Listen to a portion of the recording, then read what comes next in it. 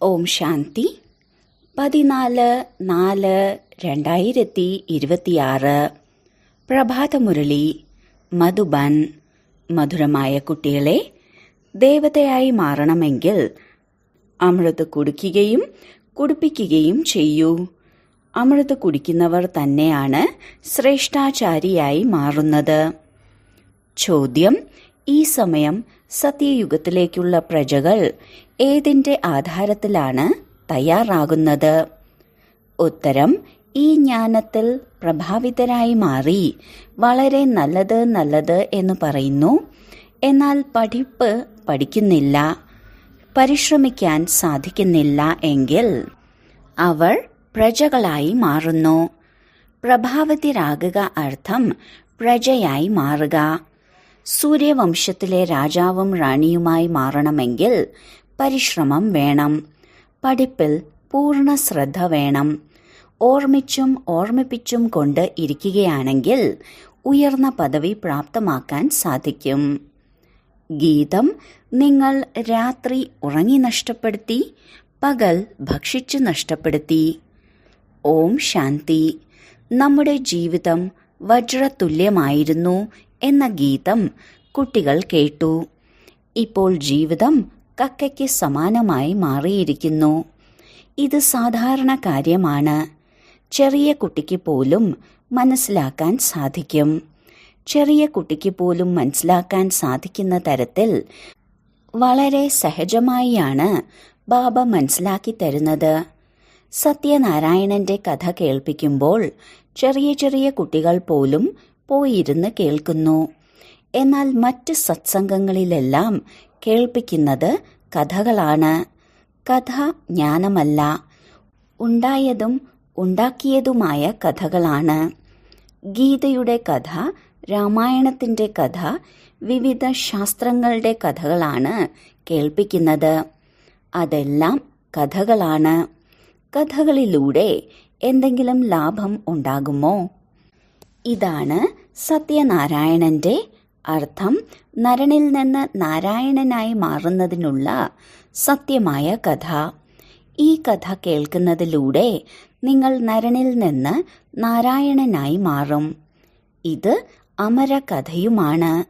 നിങ്ങൾ മറ്റുള്ളവരെ ക്ഷണിക്കാറുണ്ട്, വരൂ, വന്ന് അമര കഥ കേട്ടാൽ നിങ്ങൾ അമര ലോകത്തിലേക്ക് പോകും. എന്നാലും ആരും മനസ്സിലാക്കുന്നില്ല. ശാസ്ത്രങ്ങളുടെ കഥ കേട്ടുവന്ന് എന്നാൽ ഒന്നും ലഭിക്കുന്നില്ല. ലക്ഷ്മി നാരായണന്റെ ക്ഷേത്രത്തിൽ ദർശനത്തിന് വേണ്ടി പോകാറുണ്ട്. മഹാത്മാവിന്റെ ദർശനം ചെയ്തു വരാം എന്ന് പറയാറുണ്ട്. ഈ ഒരു ആചാര അനുഷ്ഠാനം തുടർന്നുകൊണ്ടേ വരികയാണ്. മുൻപ് ജീവിച്ചിരുന്ന ഋഷി മുനിമാരുടെ മുന്നിലെല്ലാം തല കുനിച്ചു വന്നു. ചോദിക്കൂ, രചനയുടെയും രചയിതാവിന്റെയും കഥ അറിയുമോ? അപ്പോൾ പറയും, ഇല്ല. ഇപ്പോൾ നിങ്ങൾ കുട്ടികൾ മനസ്സിലാക്കുന്നുണ്ട്. രചനയുടെയും രചയിതാവിന്റെയും കഥ വളരെ സഹജമാണ്. അല്ലാഹുവിന്റെയും സമ്പത്തിന്റെയും കഥയാണ്. പ്രദർശനിയിൽ വരുന്നവരെല്ലാം കഥ നല്ല രീതിയിൽ കേൾക്കുന്നുണ്ടെങ്കിലും പവിത്രമായി മാറുന്നില്ല.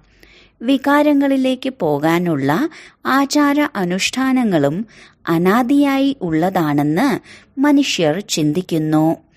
ക്ഷേത്രത്തിൽ ദേവതകളുടെ മുന്നിൽ പോയി പാടാറുണ്ട്, അങ്ങ് സമ്പൂർണ്ണ നിർവികാരികളാണ്. പിന്നീട് പുറത്തു വന്ന് പറയുന്നു, വികാരത്തിൽ പോകുന്നത് അനാദിയായി തുടർന്നു വന്നതാണ് എന്ന്. ഈ വികാരമില്ലാതെ ലോകം എങ്ങനെ മുന്നോട്ടു പോകും? ലക്ഷ്മി നാരായണന് പോലും കുട്ടികൾ ഉണ്ടായിരുന്നല്ലോ. ഇങ്ങനെ പറയുന്നവരോട് എന്തു പറയാനാണ്?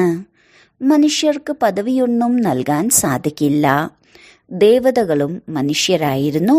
ലക്ഷ്മി നാരായണന്റെ രാജ്യത്തിൽ സുഖികളായിരുന്നു.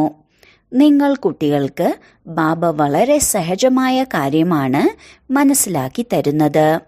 വാസ്തവത്തിൽ ഭാരതത്തിലായിരുന്നു സ്വർഗമുണ്ടായിരുന്നത്. ലക്ഷ്മി നാരായണന്റെ രാജ്യമായിരുന്നത്. ചിത്രവുമുണ്ട്. സത്യയുഗത്തിൽ ലക്ഷ്മി നാരായണന്റെ രാജ്യമായിരുന്നു എന്ന് എല്ലാവരും അംഗീകരിക്കുക തന്നെ ചെയ്യും. സത്യയുഗത്തിൽ ആരും ദുഃഖികളായിട്ടുണ്ടായിരുന്നില്ല. സമ്പൂർണ്ണ നിർവികാരികളായിരുന്നു.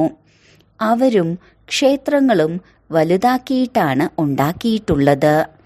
അവരുടെ രാജ്യം കടന്നുപോയിട്ട് 5000 വർഷങ്ങളായി. ഇപ്പോൾ അവരില്ല. ഇപ്പോൾ കലിയുഗത്തിന്റെ അവസാനമാണ്. മനുഷ്യർ പരസ്പരം അടിയും ബഹളവും ഉണ്ടാക്കിക്കൊണ്ടിരിക്കുന്നു. ഭഗവാൻ നിർവാണധാമത്തിലാണ് വസിക്കുന്നത്. വാസ്തവത്തിൽ നമ്മൾ ആത്മാക്കളും നിർവാണധാമത്തിലാണ് വസിക്കുന്നത്. ഈ ലോകത്തിൽ പാർട്ട് അഭിനയിക്കാൻ വരുന്നു.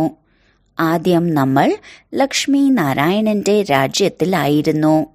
സത്യയുഗത്തിൽ വളരെയധികം സുഖവും ശാന്തിയും ഉണ്ടായിരുന്നു. പിന്നീട് നമുക്ക് 84 ജന്മങ്ങൾ എടുക്കേണ്ടതായി വന്നു. 84ന്റെ ചക്രത്തിന്റെ മഹിമയുണ്ട്. നമ്മൾ സൂര്യവംശി കുലത്തിൽ 1250 വർഷം രാജ്യം ഭരിച്ചു വന്നു. സത്യയുഗത്തിൽ അളവറ്റ സുഖമുണ്ടായിരുന്നു. സമ്പൂർണ്ണ നിർവികാരികൾ ആയിരുന്നു. വജ്രത്തിന്റെയും വൈഡൂര്യത്തിന്റെയും കൊട്ടാരങ്ങളായിരുന്നു.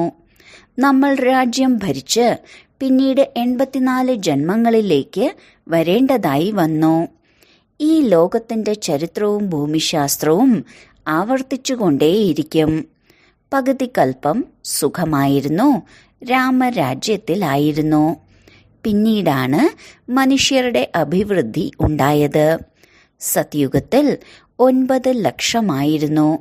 സത്യയുഗത്തിന്റെ അവസാന സമയം 9 ലക്ഷം എന്നത് അഭിവൃദ്ധി പ്രാപിച്ച് 2 കോടിയായി മാറി. പിന്നീട് 12 ജന്മം ത്രേതായുഗത്തിൽ വളരെയധികം സുഖത്തോടും ശാന്തിയോടും കൂടിയായിരുന്നു. ഒരു ധർമ്മം മാത്രമേ ഉണ്ടായിരുന്നുള്ളൂ. പിന്നീട് എന്താണ് സംഭവിച്ചത്? രാവണരാജ്യം ആരംഭിച്ചു. രാമരാജ്യവും രാവണരാജ്യവും വളരെ സഹജമായാണ് മനസ്സിലാക്കി തരുന്നത്. ചെറിയ ചെറിയ കുട്ടികൾക്കും ഇങ്ങനെയെല്ലാം പറഞ്ഞു കൊടുക്കണം. പിന്നീട് എന്ത് സംഭവിച്ചു? വലിയ വലിയ സ്വർണത്തിന്റെയും വജ്രത്തിന്റെയും വൈഡൂര്യത്തിന്റെയും കൊട്ടാരങ്ങളെല്ലാം ഭൂകമ്പത്തിൽ ഭൂമിക്കടിയിൽ പോയി. ഭാരതവാസികൾ വികാരിയായി മാറിയത് കാരണം തന്നെയാണ് ഭൂകമ്പമുണ്ടായത്. പിന്നീട് രാവണരാജ്യം ആരംഭിച്ചു. പവിത്രമായതിൽ നിന്ന് അപവിത്രരായി മാറി. പറയാറുമുണ്ട്, സ്വർണത്തിന്റെ ലങ്ക അടിയിലേക്ക് പോയി എന്ന്. എന്തെങ്കിലും തീർച്ചയായും ബാക്കി ഉണ്ടായിരിക്കുമല്ലോ. അതിൽ നിന്നാണ് ക്ഷേത്രങ്ങളെല്ലാം ഉണ്ടായിട്ടുണ്ടായിരിക്കുക. ഭക്തിമാർഗം ആരംഭിച്ചപ്പോൾ മനുഷ്യർ വികാരികളായി മാറാൻ തുടങ്ങി. പിന്നീട് രാവണരാജ്യമായപ്പോൾ ആയുസ്സും കുറഞ്ഞുപോയി. നമ്മൾ നിർവികാരിയായ യോഗിയിൽ നിന്നും വികാരിയായ ഭോഗികളായി മാറി. രാജാവും റാണിയും പ്രജയുമെല്ലാം വികാരികളായി മാറി. ഈ കഥ എത്ര സഹജമാണ്. അഥവാ ചെറിയ ചെറിയ കുട്ടികളും ഈ കഥ കേൾപ്പിക്കുകയാണെങ്കിൽ വലിയ വലിയ ആളുകളുടെ തല തന്നെ കുനിഞ്ഞു പോകും. ഇപ്പോൾ ബാബയാണ് കേൾപ്പിക്കുന്നത്. ബാബ തന്നെയാണ് പതിത പാവനനും ജ്ഞാനത്തിന്റെ സാഗരനും. ശരി, ദ്വാപരയുഗം മുതൽ ഭോഗികളും പതിതരുമായി മാറി. പിന്നീട് മറ്റെല്ലാ ധർമ്മങ്ങളും ആരംഭിക്കാൻ തുടങ്ങി. അമൃതിന്റെ ലഹരി തന്നെ ഇല്ലാതായി. അടിയും ബഹളവുമെല്ലാം തുടങ്ങി.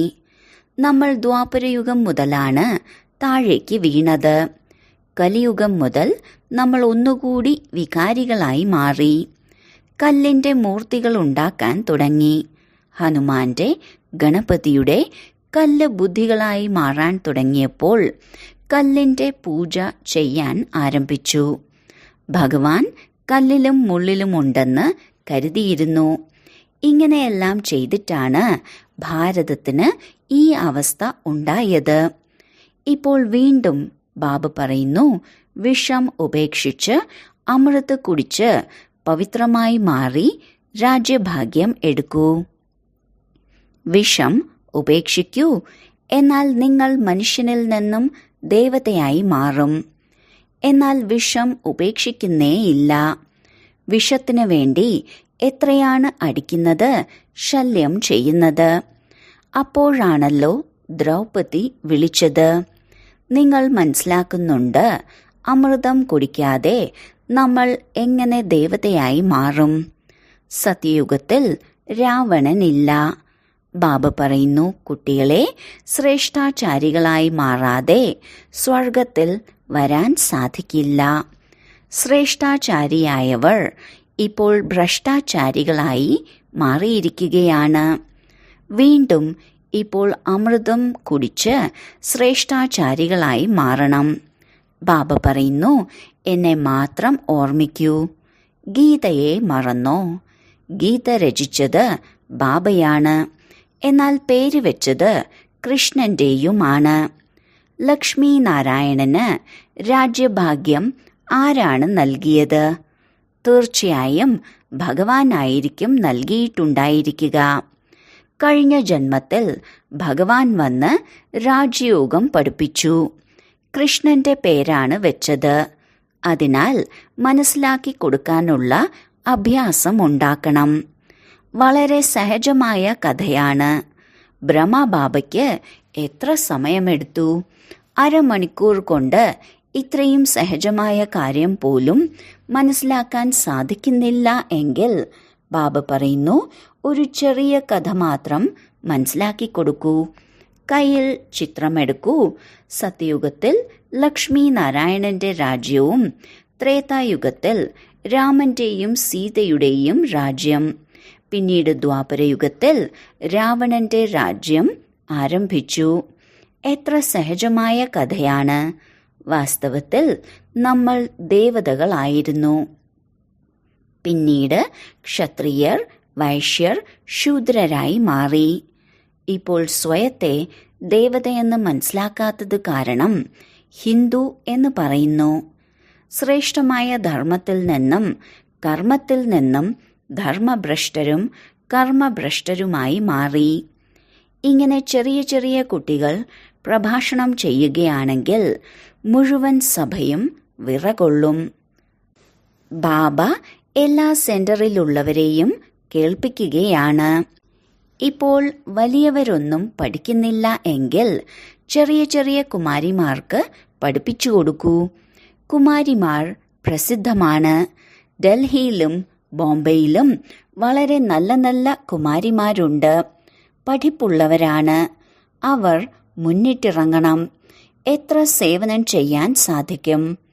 അഥവാ കുമാരിമാർ മുന്നിട്ടിറങ്ങുകയാണെങ്കിൽ പേര് പ്രശസ്തമാകും. ധനവാന്മാരുടെ കുടുംബത്തിലുള്ളവർക്ക് ധൈര്യം കുറവാണ്. ധനത്തിന്റെ ലഹരി ഉണ്ടായിരിക്കും. സ്ത്രീധനം ലഭിച്ചാൽ പിന്നെ അതു മതി. കുമാരിമാർ വിവാഹം കഴിച്ച് മുഖം കറുപ്പിച്ചാൽ എല്ലാവരുടെയും മുന്നിൽ കുനിയേണ്ടതായി വരുന്നു. അതിനാൽ ബാബ എത്ര സഹജമായാണ് മനസ്സിലാക്കി തരുന്നത്. എന്നാൽ പവിഴ ബുദ്ധികളായി മാറണമെന്ന ചിന്ത തന്നെ വരുന്നില്ല. നോക്കൂ, പഠിക്കാത്തവർ പോലും ഇന്നത്തെ കാലത്ത് MP-യും MLA-യുമെല്ലാം ആയി മാറിയിട്ടുണ്ട്. പഠിപ്പിലൂടെ എന്തെല്ലാമായി മാറുന്നു. ഈ പഠിപ്പ് വളരെ സഹജമാണ്. മറ്റുള്ളവർക്കും പഠിപ്പിച്ചു കൊടുക്കണം. എന്നാൽ ശ്രീമത്തിലൂടെ നടക്കുന്നില്ല എങ്കിൽ പഠിക്കുകയില്ല. വളരെ നല്ല നല്ല കുമാരിമാരുണ്ടെങ്കിലും അവർക്ക് തന്റെ ദേഹാഭിമാനത്തിന്റെ ലഹരിയുണ്ട്. കുറച്ച് ജോലി ചെയ്താൽ മതി, ഞാൻ ഒരുപാട് ജോലി ചെയ്തു എന്ന് ചിന്തിക്കുന്നു. ഇപ്പോൾ നിങ്ങൾക്ക് ഒരുപാട് സേവനം ചെയ്യണം. ഇന്നത്തെ കാലത്ത് കുമാരിമാർ ഫാഷനോടെ, അതായത് പരിഷ്കാരത്തോടെ ജീവിക്കുന്നു. സത്യയുഗത്തിൽ സ്വാഭാവികമായ അലങ്കാരമായിരിക്കും. ഈ ലോകത്തിൽ എത്ര കൃത്രിമമായ അലങ്കാരമാണ് ചെയ്യുന്നത്. മുടി നന്നാക്കാൻ തന്നെ എത്ര പൈസയാണ് കൊടുക്കുന്നത്. ഇതാണ് മായയുടെ ഷോ. രാവണ രാജ്യത്തിന്റെ അധപ്പതനവും പിന്നീട് രാമരാജ്യത്തിന്റെ ഉയർച്ചയും. ഇപ്പോൾ രാമരാജ്യത്തിന്റെ സ്ഥാപന ഉണ്ടാകുകയാണ്. എന്നാലും നിങ്ങളൊന്ന് പരിശ്രമിക്കൂ. നിങ്ങൾ എന്തായി മാറും? അഥവാ പഠിച്ചില്ല എങ്കിൽ സത്യയുഗത്തിൽ കാൽകാശിന് വിലയില്ലാത്ത പ്രജയായി മാറും. ഇന്നത്തെ കാലത്തെ വലിയ വലിയ ആളുകളെല്ലാം സത്യയുഗത്തിൽ പ്രജയിലേക്ക് വരും. ധനവാന്മാർ വെറുതെ നല്ലതാണ് നല്ലതാണ് എന്ന് പറഞ്ഞ് അവനവന്റെ ജോലികളിൽ മുഴുകുന്നു. വളരെ നല്ല രീതിയിൽ പ്രഭാവിതരായി എങ്കിൽ പിന്നെ എന്ത് സംഭവിക്കും? അവസാനം എന്ത് സംഭവിക്കും? സത്യയുഗത്തിൽ പ്രജയായി മാറും. പ്രഭാവിതരാകുക അർത്ഥം പ്രജയാണ്. പരിശ്രമിക്കുന്നവർ രാമരാജ്യത്തിൽ വരും. വളരെ സഹജമായാണ് മനസ്സിലാക്കി തരുന്നത്. ആരെങ്കിലും ഈ കഥയുടെ ലഹരിയിൽ ഇരിക്കുകയാണെങ്കിൽ തോണി അക്കരയെത്തും. നമ്മൾ ശാന്തിധാമത്തിൽ പോയി പിന്നീട് സുഖധാമത്തിലേക്ക് വരും. അതിനുവേണ്ടി ഓർമ്മിക്കുകയും ഓർമ്മിപ്പിച്ചുകൊണ്ടിരിക്കുകയും വേണം. അപ്പോൾ മാത്രമേ ഉയർന്ന പദവി പ്രാപ്തമാക്കാൻ സാധിക്കുകയുള്ളൂ. പഠിപ്പിൽ ശ്രദ്ധ കൊടുക്കണം. കയ്യിൽ ചിത്രമുണ്ടായിരിക്കണം. ബ്രഹ്മബാബ ലക്ഷ്മി നാരായണന്റെ പൂജ ചെയ്തിരുന്നപ്പോൾ ചിത്രം പോക്കറ്റിൽ ഉണ്ടാകുമായിരുന്നു. ചെറിയ ചിത്രവുമുണ്ട്, ലോക്കറ്റ് രൂപത്തിലുമുണ്ട്. അത് കാണിച്ച് മനസ്സിലാക്കി കൊടുക്കണം. ഇത് ബ്രഹ്മബാബയാണ്. ശിവബാബയിലൂടെയാണ് സമ്പത്ത് ലഭിക്കുന്നത്. ഇപ്പോൾ പവിത്രമായി മാറി ബാബയെ ഓർമ്മിക്കൂ. ഈ മെഡലിലെല്ലാം, അതായത് ബാഡ്ജിലെല്ലാം എത്ര ജ്ഞാനമാണ് ഉള്ളത്. ഇതിൽ മുഴുവൻ ജ്ഞാനവുമുണ്ട്. ഇതിലൂടെ മനസ്സിലാക്കി കൊടുക്കുക സഹജമാണ്. സെക്കൻഡിലാണ് ബാബയിൽ നിന്ന് സ്വർഗത്തിന്റെ ജീവൻ മുക്തിയുടെ സമ്പത്ത് ഉള്ളത്. ആര് മനസ്സിലാക്കി കൊടുത്താലും ജീവൻ മുക്തി പദവിയുടെ അധികാരിയായി മാറും. പിന്നെ പഠിപ്പിനനുസരിച്ച് ഉയർന്ന പദവി ലഭിക്കും. സ്വർഗത്തിൽ വരുമല്ലോ. എല്ലാവരും എന്തായാലും അവസാനം വരുമല്ലോ. അഭിവൃദ്ധി ഉണ്ടാവുക തന്നെ വേണം. ദേവീ ദേവതാ ധർമ്മം ഉയർന്നതാണ്. ഉയർന്ന ധർമ്മത്തിലുള്ളവരായി മാറുമല്ലോ. ലക്ഷക്കണക്കിന് പ്രജകളുണ്ടാകും. സൂര്യവംശികളായി മാറാൻ പരിശ്രമമുണ്ട്. സേവനം ചെയ്യുന്നവരാണ് ഉയർന്ന പദവി പ്രാപ്തമാക്കുന്നത്. കുമാർക്കയുണ്ട്, അതായത് പ്രകാശ്മണി ദാദിജി. ജാനകി ദാദിയുമുണ്ട്. നല്ല രീതിയിൽ സെന്റർ സംരക്ഷിക്കുന്നു. അവരുടെ പേരും പ്രശസ്തമാണ്. യാതൊരു പ്രശ്നങ്ങളുമില്ല. ബാബ പറയുന്നു, മോശമായതൊന്നും കാണുകയോ കേൾക്കുകയോ ചെയ്യരുത്. എന്നാലും മോശമായ കാര്യങ്ങൾ പറഞ്ഞുകൊണ്ടേയിരിക്കും. ഇങ്ങനെയുള്ളവർ എന്തായി മാറാനാണ്? എത്ര സഹജമായ സേവനം പോലും ചെയ്യുന്നില്ല. ചെറിയ ചെറിയ കുട്ടികൾക്ക് പോലും ഇത് മനസ്സിലാക്കി കൊടുക്കാൻ സാധിക്കും, കേൾപ്പിക്കാൻ സാധിക്കും. വാനര സൈന്യവും പ്രസിദ്ധമാണ്. രാവണന്റെ ജയിലിൽ കുടുങ്ങിക്കിടക്കുന്ന സീതമാരെ മോചിപ്പിക്കണം. എന്തെല്ലാം കഥകളാണ് ഉണ്ടാക്കിയിട്ടുള്ളത്. ഇങ്ങനെയെല്ലാം ആരെങ്കിലും പ്രഭാഷണം ചെയ്യണം. പക്ഷേ ഇന്നയാൾ പ്രഭാവിതരായി എന്ന് മാത്രം പറയുന്നു. ചോദിക്കൂ, നിങ്ങൾക്ക് എന്തായി മാറാനാണ് ആഗ്രഹം? ഇവരുടെ ജ്ഞാനം വളരെ നല്ലതാണെന്ന് മറ്റുള്ളവരോട് പറയുക മാത്രം ചെയ്യും. സ്വയം ഒന്നും മനസ്സിലാക്കുന്നില്ല. ഇതിലൂടെ എന്താണ് ലാഭം? ശരി, വളരെ കാലത്തെ വേർപാടിന് ശേഷം തിരികെ കിട്ടിയ മധുരമധുരമായ കുട്ടികൾക്ക് മാതാവും പിതാവുമായ ബാപ്ദാദയുടെ സ്നേഹസ്മരണകളും സുപ്രഭാതവും. ആത്മീയ അച്ഛന്റെ ആത്മീയ കുട്ടികൾക്ക് നമസ്കാരം. ധാരണയ്ക്കുള്ള മുഖ്യസാരം: 1. പവിഴബുദ്ധികളായി മാറുന്നതിന് വേണ്ടി പഠിപ്പിൽ പൂർണ്ണ ശ്രദ്ധ കൊടുക്കണം. ശ്രീമത്തിലൂടെ പഠിക്കുകയും പഠിപ്പിക്കുകയും വേണം. പരിധിയുള്ള ധനത്തിന്റെ ലഹരിയും ഫാഷനുമെല്ലാം ഉപേക്ഷിച്ച് ഈ പരിധിയില്ലാത്ത സേവനത്തിൽ മുഴുകണം. 2. മോശമായതൊന്നും കാണരുത്, മോശമായതൊന്നും കേൾക്കരുത്. ഒരു വ്യർത്ഥമായ കാര്യങ്ങളും പറയരുത്. ആരിലും പ്രഭാവിതരാകരുത്. എല്ലാവരെയും സത്യനാരായണന്റെ കൊച്ചു കഥ കേൾപ്പിക്കണം. വരദാനം: പുതിയ ജീവിതത്തിന്റെ സ്മൃതിയിലൂടെ കർമ്മേന്ദ്രിയങ്ങൾക്ക് മേൽ വിജയം പ്രാപ്തമാക്കുന്ന മർജീവയായി ഭവിക്കട്ടെ. ഏത് കുട്ടികളാണോ പൂർണമായും മർജീവയായി മാറിയത് അവർക്ക് കർമ്മേന്ദ്രിയങ്ങളുടെ ആകർഷണം ഉണ്ടാവുക സാധ്യമല്ല. മർജീവയായി അർത്ഥം എല്ലാ വശത്തു നിന്നും മരിച്ചു കഴിഞ്ഞു, പഴയ പ്രായം കഴിഞ്ഞു. പുതിയ ജന്മമെടുത്താൽ പുതിയ ജന്മത്തിൽ പുതിയ ജീവിതത്തിൽ കർമ്മേന്ദ്രിയങ്ങൾക്ക് വശപ്പെടുന്നത് എങ്ങനെ?